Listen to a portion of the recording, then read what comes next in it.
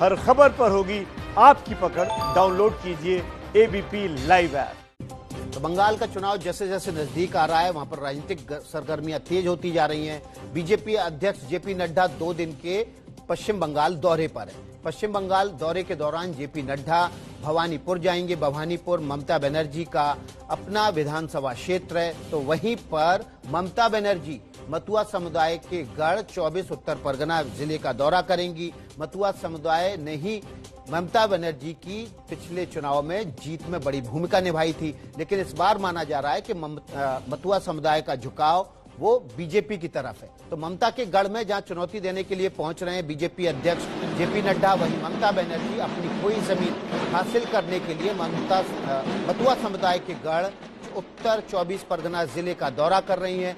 दोनों ही बड़े नेता अपने अपने किले को बचाने के लिए और एक दूसरे के किले में सेंध लगाने के लिए आज जोर आजमाइश कर रहे हैं। बीजेपी अध्यक्ष जेपी नड्डा 2 दिन के बंगाल दौरे पर हैं। बीजेपी के मिशन को आगे बढ़ाने के लिए वो लगातार काम कर रहे हैं, लेकिन बीजेपी के मिशन पर बंगाल में पश्चिम बंगाल के बीजेपी प्रभारी कैलाश विजयवर्गीय ने हमारे वरिष्ठ सहयोगी सुमित अवस्थी से भी बात की। सबसे बड़ी बात यह है कि कैलाश विजयवर्गीय ने कहा कि पश्चिम बंगाल में ममता के सामने बीजेपी की ओर से कोई मुख्यमंत्री का चेहरा नहीं होगा। हमारे साथ भारतीय जनता पार्टी के वरिष्ठ नेता बंगाल के प्रभारी कैलाश विजयवर्गीय साहब। मेरा पहला सवाल और सीधा सवाल, इतनी हिंसा क्यों हो रही है पश्चिम बंगाल के चुनाव में? जगह जगह से खबरें आ रही है बीजेपी और टीएमसी के कार्यकर्ताओं में भिड़ंत की, ऐसा क्यों है? देखिए, वहाँ पर भारतीय जनता पार्टी का जिस प्रकार विस्तार हुआ और ममता जी को लग रहा है कि उनकी कुर्सी खिसकने वाली है, तो घबराहट में, वो फ्रस्ट्रेशन में उनके कार्यकर्ता वहाँ हिंसा कर रहे हैं। एक कार्यकर्ता की नदिया में हत्या कर दी गई है। प्रदर्शन था हमारा युवा मोर्चे का, बहुत शांतिपूर्ण प्रदर्शन था। उसमें कहीं पर भी सिर्फ नारेबाजी जरूर हम कर रहे थे, आप वीडियो देख सकते हैं, पर अचानक देसी बम भी आए, टीयर गैस के कैप्सूल भी आए, पथराव भी हुआ पुलिस की तरफ से। हमें आश्चर्य हुआ कि एकदम क्या हो गया। हमारा शांतिपूर्ण जुलूस चल रहा है, उसमें 4-4, 5-5 सांसद थे। युवा मोर्चे के राष्ट्रीय अध्यक्ष हमारे तेजस्वी सूर्या जी थे।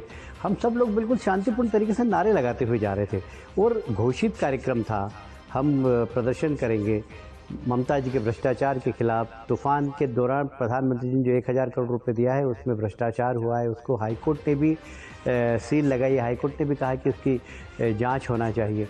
तो अब उन सब बातों को प्रजातांत्रिक तरीके से यदि हम विरोध करते हैं तो पुलिस इस प्रकार का कृत्य करती है जो कि पूरी तरीके से अवैधानिक है। कैलाश जी, ये कार्यकर्ता कोलकाता पुलिस का ये कहना है, पश्चिम बंगाल पुलिस का ये कहना है कि जो गोली लगी है वो दरअसल पुलिस की गोली है ही नहीं, पुलिस के पास वो गोलियां होती नहीं है, ये तो आपस में ही कार्यकर्ताओं के बीच में क्रॉस फायरिंग हुई है। सुमित जी, कलकत्ता की पुलिस से बंगाल का जादू बड़ा फेमस है, बंगाल की तंत्र विद्या बड़ी फेमस है, पर सबसे बड़ी अगर कोई जादूगर है तो वहाँ की पुलिस है। वो कभी भी हत्या को आत्महत्या में बदल देती है। कभी भी पुलिस की गोली से कोई मरता है और वो कह देते हैं कि ये तो इनके कार्यकर्ताओं ने गोली चलाई। कभी प्रजातांत्रिक तरीके से किसी जुलूस में भारतीय जनता पार्टी के आपने सुना है कि कार्यकर्ता बंदूक लेके जाएंगे? और ये पुलिस का सफेद झूठ, हमारे पास वीडियो है पेलेट गन चलाते हुए पुलिस की, और पुलिस सरेआम झूठ बोल रही है। हमारे पास वीडियो है, हम सब वीडियो देखिए। एक घटना नहीं हुई है, उस कार्यकर्ता की मौत हुई, उसके बाद हम लोग हॉस्पिटल गए, वहाँ डीएम को एक ईमेल किया, गवर्नर साहब को एक ईमेल किया कि इसकी पोस्टमार्टम, इसका 3 डॉक्टर और वीडियो के माध्यम से वीडियोग्राफी किया रहे उसकी। रात को 11 बजे ताबड़तोड़ उसके घर वालों को बुलाया, हस्ताक्षर किए और पुलिस ने पोस्टमार्टम भी कर दिया। आप तो सुमित जी जानते हैं, सूर्य अस्त होने के बाद कहीं पर भी कोई पोस्टमार्टम नहीं होता। ऐसी क्या परिस्थितियां बन गई थी कि रात को 11 बजे पुलिस पोस्टमार्टम करती है? इसका मतलब है कि हत्या करती है और तथ्य छुपाने के लिए उन्होंने पोस्टमार्टम भी कर दिया। बहुत बड़ा इल्जाम आप लगा रहे हैं चाहता हूँ। आज हम न्यायपालिका में गए, पश्चिम बंगाल की पुलिस पर आपने सवाल भी खड़े करे। मेरा सवाल बहुत सीधा सा है, अगर इतनी ज्यादा लॉ एंड ऑर्डर की प्रॉब्लम है, आपके अपने राज्यपाल हैं, आपकी अपनी केंद्र में सरकार है, गृह मंत्रालय है, तो फिर ये सरकार पश्चिम बंगाल में क्यों चल रही है? देखिए, वास्तव में एक राजनीतिक दल के कार्यकर्ता की हैसियत से सुमित जी, आप जानते हैं मैंने उत्तर प्रदेश में काम किया, मैंने बिहार में काम किया, मैंने हरियाणा में काम किया, मैंने महाराष्ट्र में काम किया। मैंने ऐसी अराजकता कहीं पर भी नहीं देखी जैसी पश्चिम बंगाल के अंदर है। पुलिस का राजनीतिकरण हो जाए वो तो बर्दाश्त किया जा सकता है, चलिए भाई राजनीति कर रही प्रशासन, पर अपराधीकरण हो जाए, पुलिस के साथ अपराधी खड़े होकर पुलिस आंसू गैस के गोले फेंके और गुंडे देशी बम फेंके, मतलब ये तो मेरे जीवन के अंदर पहली घटना है ये। और मैं समझता हूँ कि ये सिर्फ ममता जी के फ्रस्ट्रेशन के कारण हो रहा है। उनको लगता है कि भारतीय जनता पार्टी का आधार जनाधार बढ़ रहा है और इसीलिए उन्होंने इस प्रकार प्रशासन को और कार्यकर्ताओं को निर्देश दिए कि जहां भी भारतीय जनता पार्टी का प्रदर्शन हो वहां पर तो इनको दबाव। अब आप क्या आज करेंगे? भी कम से कम अब आप क्या 15-16 करेंगे? स्थानों पर राष्ट्रपति हमारे शासन लगाने की कार्यकर्ताओं मांग के साथ करेंगे, सरकार को बर्खास्त करेंगे, गृह मंत्रालय को आवेदन करेंगे? हमने मांग की है, हमने गृह मंत्री से ही मांग की है कि वहां राष्ट्रपति शासन लगाएं, क्योंकि बहुत जरूरी है वहां पर निर्भय होकर मतदाता मतदान कर सके। हमने चुनाव आयोग से भी कहा है पूरी की पूरी केंद्रीय एजेंसी लगना चाहिए, तब वहां पर निश्चित निर्भीकता से चुनाव लोग मतदाता मत डाल पाएंगे। या तो चुनाव आयोग की जवाबदारी दे या फिर केंद्र सरकार वहां पर राष्ट्रपति शासन लगाए। इसके अलावा वहां पर कोई चारा नहीं है। लॉ एंड ऑर्डर बिल्कुल समाप्त है। गवर्नर साहब खुद सार्वजनिक रूप से कहते हैं। कैलाश जी, आपके जो अपने नेता हैं वो भी लगातार उनकी भाषा की मर्यादा भूलते जा रहे हैं। दिलीप घोष जी जो कि आपके अध्यक्ष हैं, जो कुछ कहा उन्होंने बीते दिनों में, मैं तो उसको रिपीट भी नहीं कर सकता हूं स्क्रीन के ऊपर। क्या वो जायज है? इस तरीके से गिरता हुआ स्तर, क्या इसको आप जायज ठहराएंगे? आप बड़े राष्ट्रीय स्तर के नेता हैं। देखिए, कई बार सुमित जी, आदमी की भावनाएं भी होती है। अब जिस कार्यकर्ता की हत्या हुई है, पुलिस ने की है, उसके छोटे छोटे बच्चे हैं। वो बड़ा बच्चा 9th क्लास में पढ़ता है, छोटा बच्चा 7वीं कक्षा में पढ़ता है और बेटी है छोटी 3 साल की। मतलब ऐसे परिवार का मुखिया अगर चला जाए, अब कई बार वहाँ भावनाओं में जाने के बाद ऐसा लगता है कि ये तो बहुत ही अन्याय है, तो कई बार ऐसे शब्द निकल जाते हैं। दिलीप घोष जी ने कई बार 1-2 बयान दिए हैं जिसके बारे में हमने भी उनको समझाइश दी और ऐसे बयान राजनीति में नहीं होना चाहिए। हम इसके पक्षधर हैं।